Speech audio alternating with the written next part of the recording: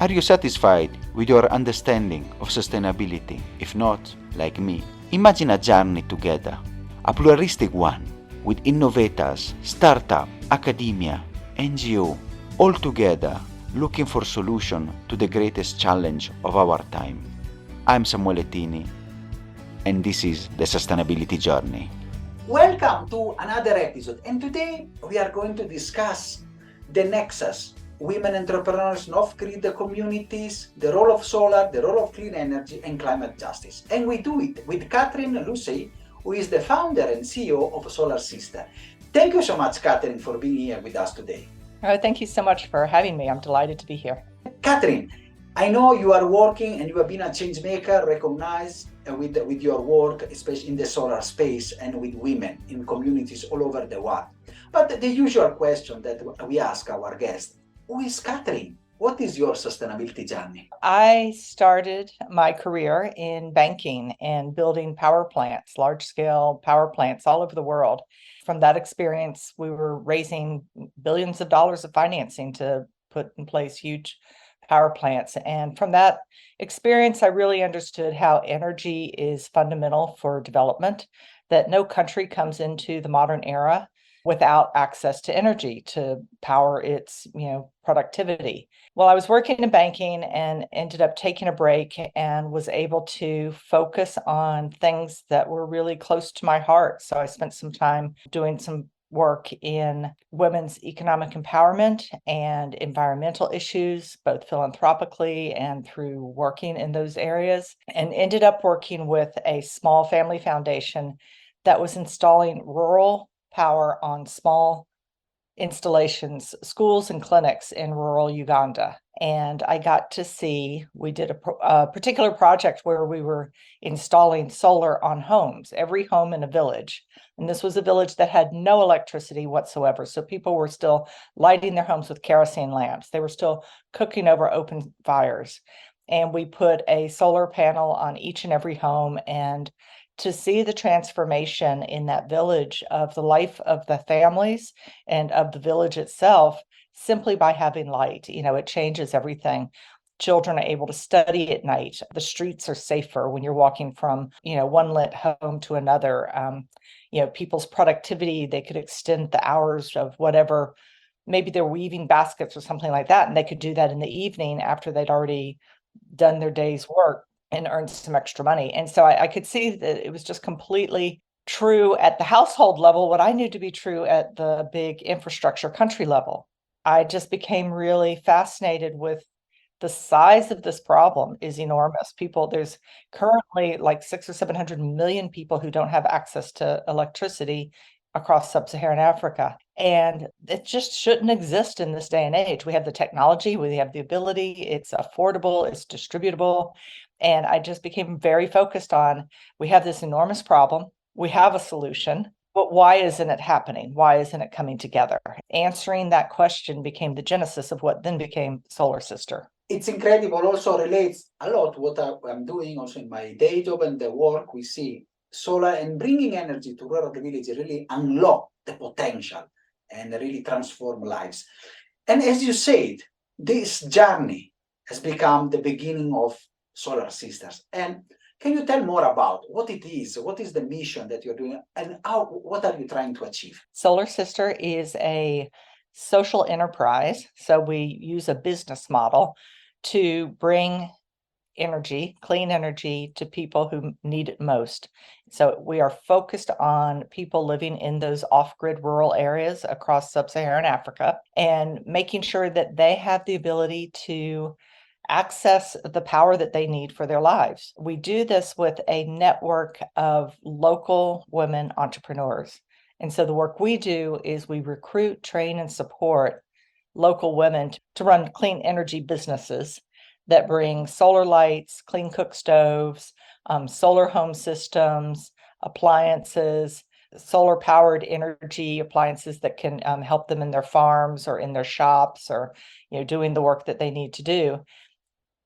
And the women are running a business to deliver, make these products available in the community. And so the women are earning income. So there's an impact of economic empowerment for women in their own communities, which is tremendous. There's also the impact of people who didn't have access to clean energy now have access to clean energy, and they're replacing, wood or charcoal or kerosene, and now using clean energy sources. And that has a tremendous impact both on the ability to the lighting and the power that provides those families, but also on the impact on the environment and on the health of the families and the safety. And so it's got this whole ripple of impacts at the community level and at the environmental level. So there's a big climate impact here as well. And it's all driven by these local women entrepreneurs. We currently have over 9,000 women entrepreneurs bringing clean energy to their communities. And so we've reached nearly 4 million people with clean energy. One by one, basically, it's 4 million people. That's a lot of people. And that happened because these 9,000 women entrepreneurs are daily making these products available to people. And I want to go a bit deeper on that, on the business model and the work. Why you have chosen women? And the second one, if you can, you have the impressive number and the work. So if you can tell also your geographical reach, where have you reached also, in which countries are you working? We're working currently in Nigeria, which is the country that has the highest number of unelectrified homes.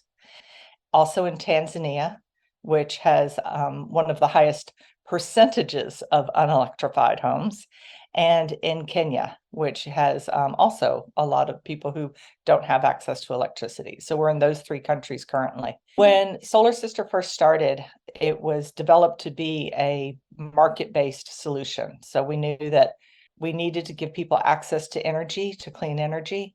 And in order to do that in a way that was sustainable over time, it needed to be grounded in a local business solution. And the problem we were solving was not a technology problem. It was not a market demand problem. It was a distribution problem. And so we needed to distribute the products. We needed to make sure there was a supply chain to get these products into these hard to reach communities, that there was a shop or an entrepreneur there who would sell them to the community and stay in that community once they became successful, rather than pick up and leave and move to the city or something like that. We needed somebody who would stay around once they built the business.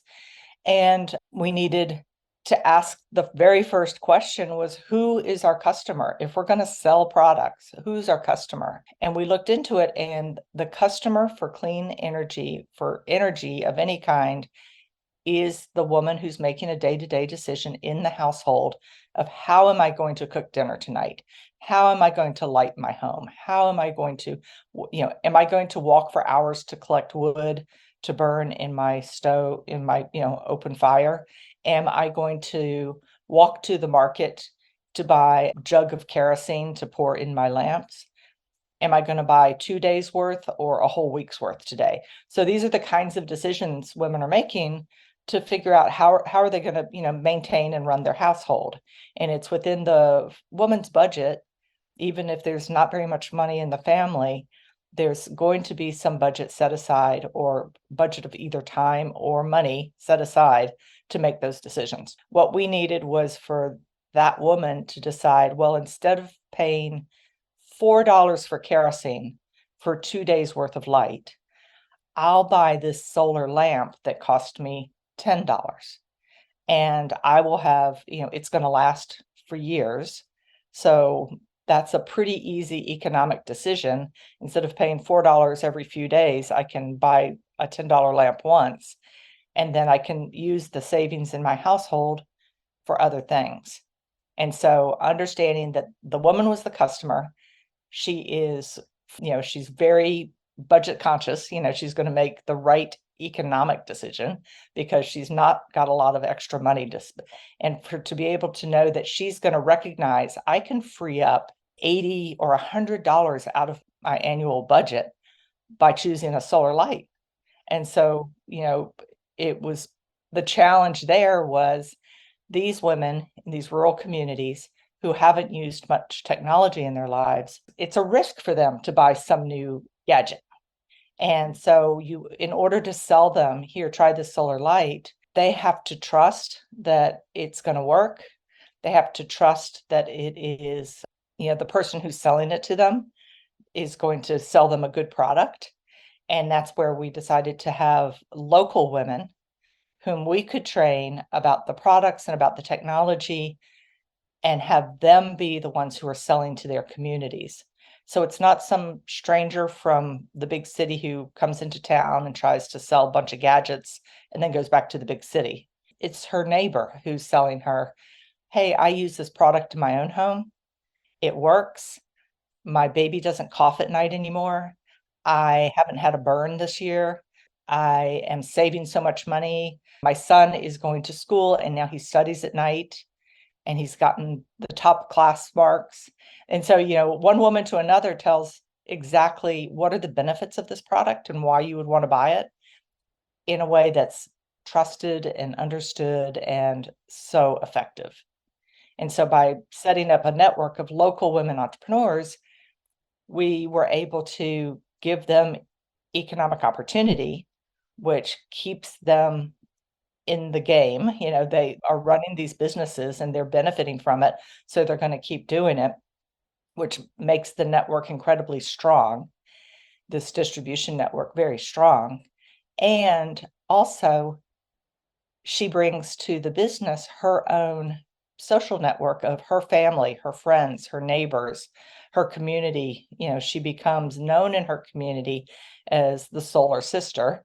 And then everybody knows, oh, if I want one of those lights, I'm going to go visit the solar sister. And it helps her build a brand and a presence and a reputation of quality and, service that then really helps her in her business. And so it produces these twin benefits of, the more the solar sister entrepreneur becomes known, the better her business does.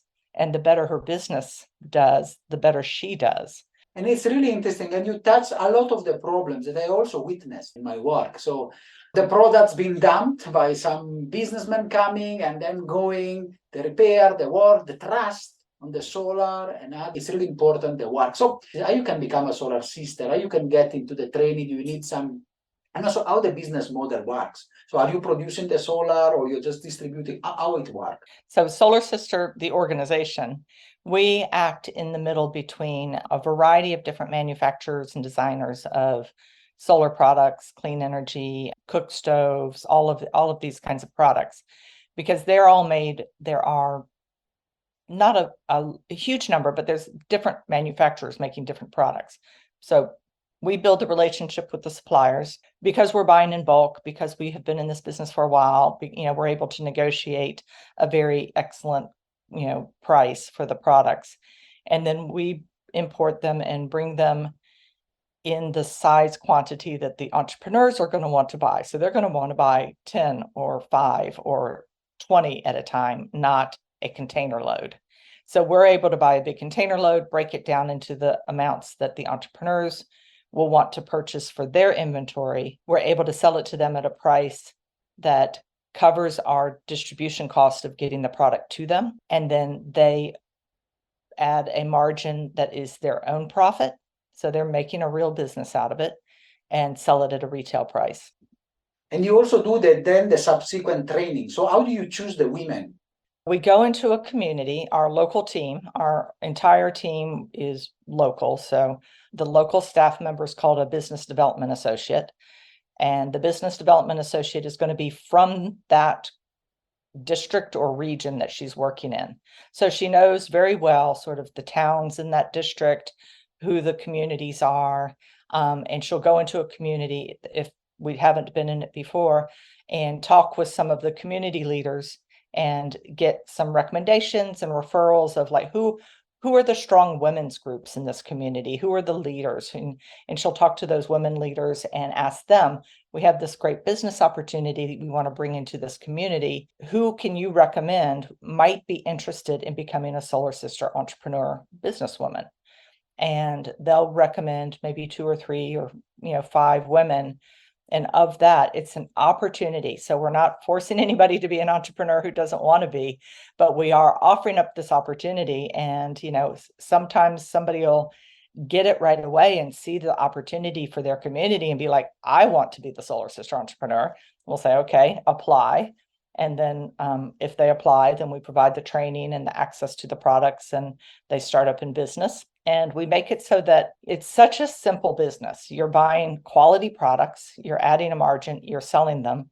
You're finding, because the products are so needed in the community, there's a demand for these products. And so it's a simple business that any woman could fit into her life if she chose. So we have entrepreneur women who they might be teachers, but they don't make enough money teaching to actually take care of their family. Or they might be healthcare workers, and many healthcare workers, community healthcare workers, doing really hard work, going around to their community and making sure everybody's got the right access to medicines or, health information and things like that. They're often not paid. They're volunteer positions. They're community volunteer positions. So healthcare workers see this as like, I am already going out in the market and talking to everybody in the community. And here's a way that I can, use that network of what I'm doing to actually earn some money while I'm doing my work. So, that kind of, and then many of the women are farmers. It's a 90% agricultural community.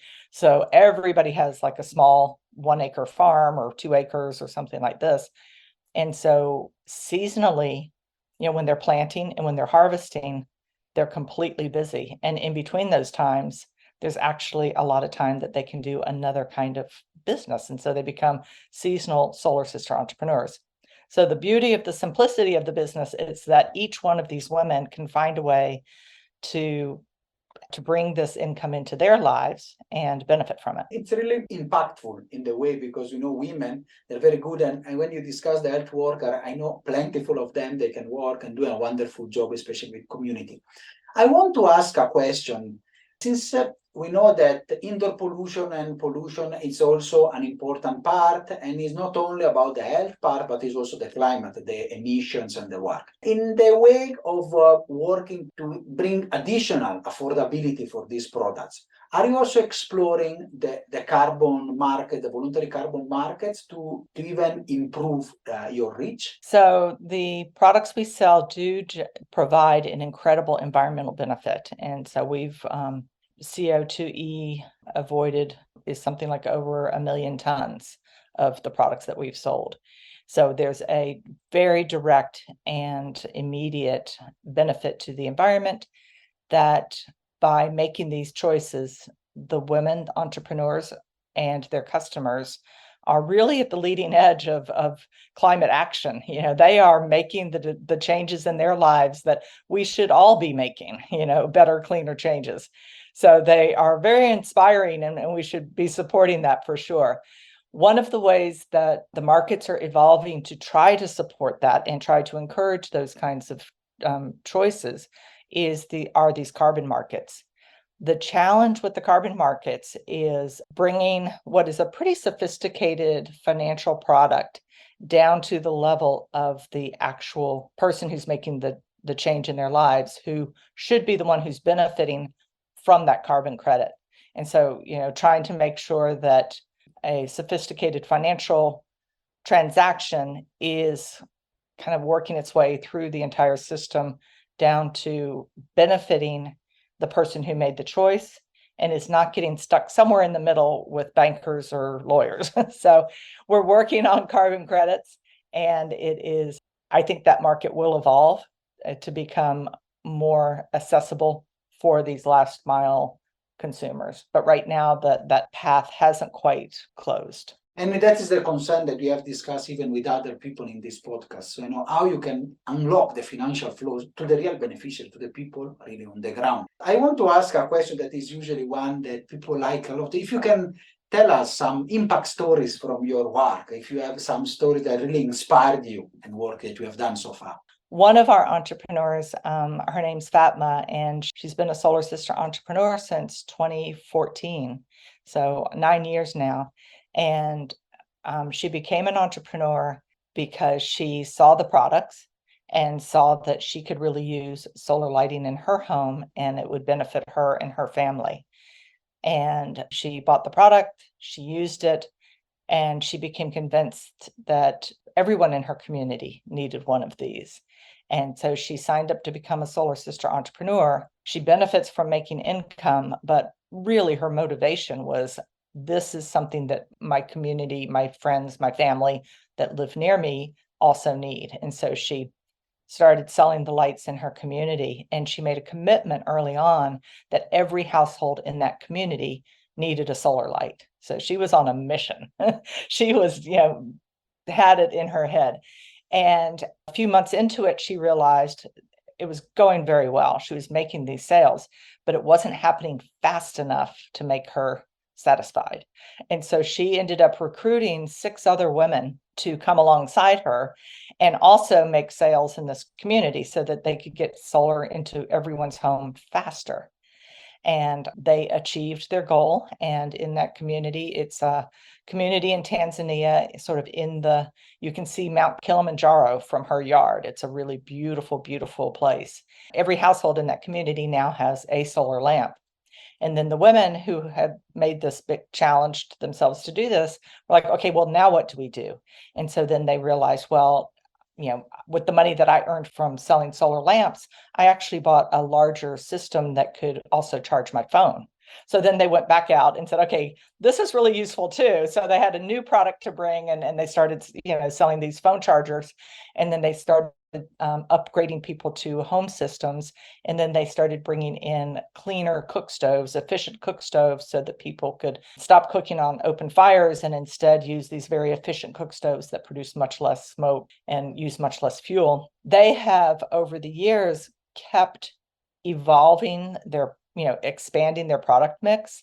And it's both a matter of they know their market so well, they know what people need, and they are determined that people will get what people need. So they've been an incredible example. And, Fatma has made so much money selling all these solar and products and things like that, that she invested in a cow.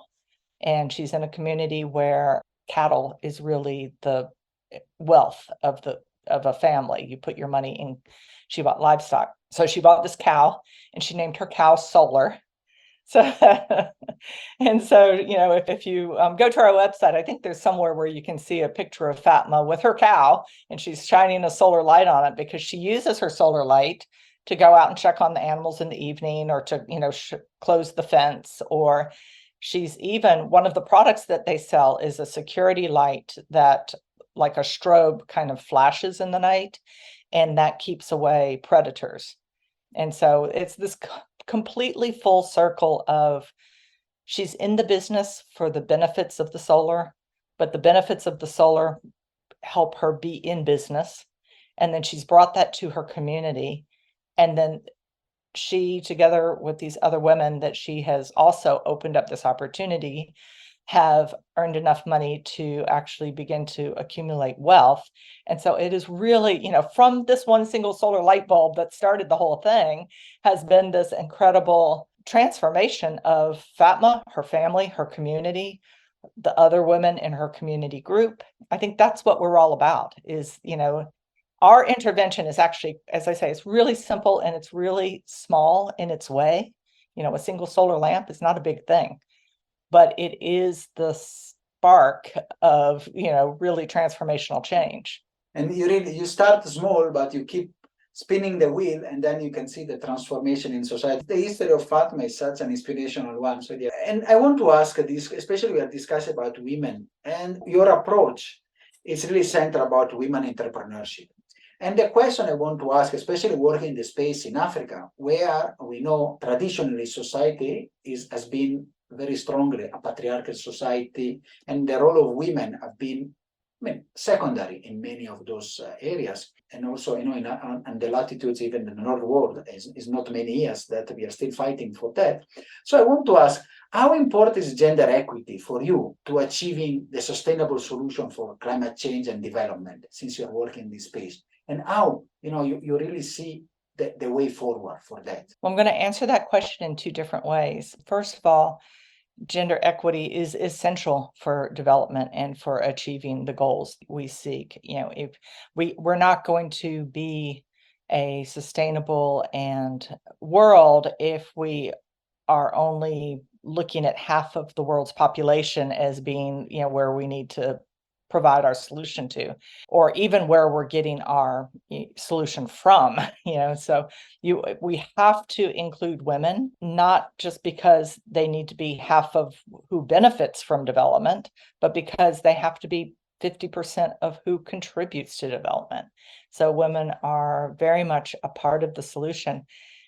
And in the particular area that we're working in, where we're really looking at the household level, changes at the household level, benefits at the household level, the woman is the heart of that household. The traditional society not only doesn't change that, it kind of reinforces that the woman is the real heart of the household, the core of it. And so where the woman goes, the entire household goes. And so, a household doesn't really move forward if a woman is held back. And so by coming in and providing women with an economic opportunity that is able to be pursued without disrupting her other traditional, cultural, or personal choice of how she spends her time in her life.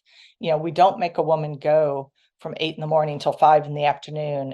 to sit in a shop in order to earn income. This is a business that she's the boss of. She gets to decide if she does it 5 days a week, 8 hours a day, or if she wants to do it 2 hours on Sunday after church when she's talking amongst her friends, or if she wants to do it while she's doing her rounds as a healthcare worker. So she gets to choose, and it's that choice that allows and also promotes her own agency. So she's making choices. Her choices are giving her feedback of success, and that is bringing in very practical, needed income into a family. And what we have found is that not only is it not disruptive for families, but when women have income that they have brought into the family, it removes a lot of the stress in a family. A lot of stress in families, this is true everywhere in the world, comes from the financial stress that they're under, right? And so, if bringing a little bit of extra income into the family means that she doesn't have to ask her husband for so much money for the household expenses. Well, right there, that's like a power dynamic and a stress on the family that has been alleviated. One of the things that we see is when a woman brings money in under her own name, there's a greater chance that she's going to have part of the decision making about what happens to that money. One of the stories from one of our earliest entrepreneurs, Grace, became an entrepreneur because she and her husband adopted the children of her husband Patrick's 2 brothers who died of AIDS. And so they had, amongst them and then their nieces and nephews that were now part of their family, they had 10 children that they were taking care of.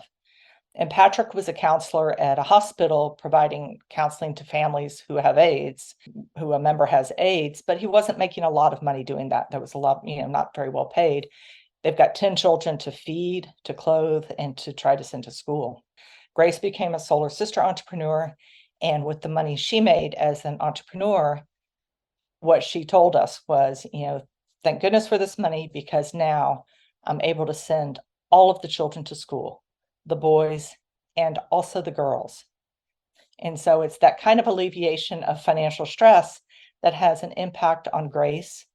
She's able to send her kids to school, which is a priority for her. And it's also kind of this multi-generational impact, because if there wasn't enough money, the decision would be, well, we'll send the boys to school, but the girls maybe don't have to as much. The priority isn't there. And so she was able to also send the girls to school. And so that is not just empowerment, economic empowerment for Grace, but it's like this empowerment at the next generation for those girls, as well as, they look up at their mother and they're like, wow, my mom's an entrepreneur. Look what I could do. A powerful example, also a change maker within that community to see the transformation for the role of women. It's really inspirational in the work, and I can relate a lot with what we are discussing. And the question now that is, where do you want to take solar systems? How do you see the future? What's your next goal and aspiration? When we first started, there were 800 million people in Sub-Saharan Africa that don't have access to energy. And there has been tremendous work and a lot of focus, a lot of people involved, a lot of organizations, and even, governments focused on energy access over the last 13 years. But the fact is, if you look at the statistics today, there are still 800 million people that don't have access to energy. And it's because Africa has such a high birth rate.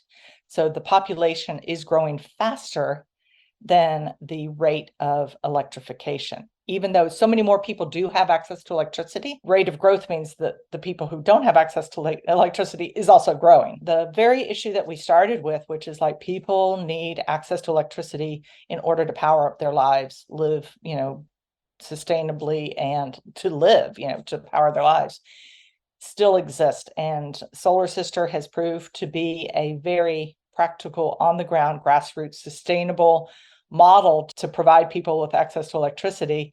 But I guess I feel a little bit like Fatma. I'm still working on this issue and I need to do it more. So we need to have more people involved. So my goal is that people hear what's happening with Solar Sister, and we can get more people involved in supporting this work so that we can have more Fatmas out there, more Solar Sisters and her 6 friends. And we need to multiply that by thousands and thousands so that everyone has access to electricity. It's really still a movement and the work, and there is still a lot of work. As you say, in the last 10 years has been some improvement, but of course, still a lot. And I want to ask this, we are going towards the end of the episode, the usual tips. So you have been very successful, you have spoken at forums, you have been recognized as a change maker.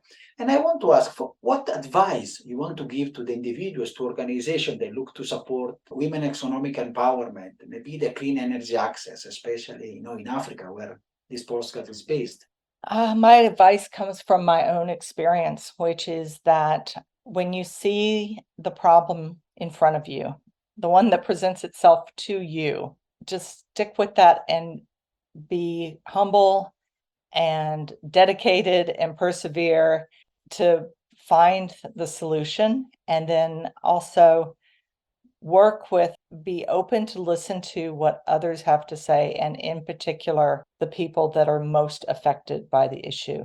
I think Solar Sister's success comes from the Solar Sister entrepreneurs themselves. They are the ones who are doing the hard work.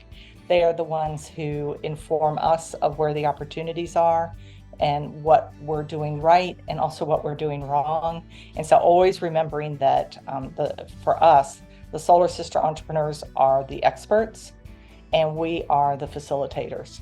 And so just keep it in mind to keep the problem at the forefront and not necessarily your own solution, but be flexible about, to solve the problem, take the input from the people who are most affected by it. And this is such a powerful insight, often forgotten by many people, that they want to bring the solution rather than listening to the people on the ground and resolving the problem. And then I think that is the best way also to give the people that are listening to us on how the way you can work also and be a change maker in your space. And I really want to thank you so much, Katherine, for this wonderful and insightful episode. It has been a pleasure having you.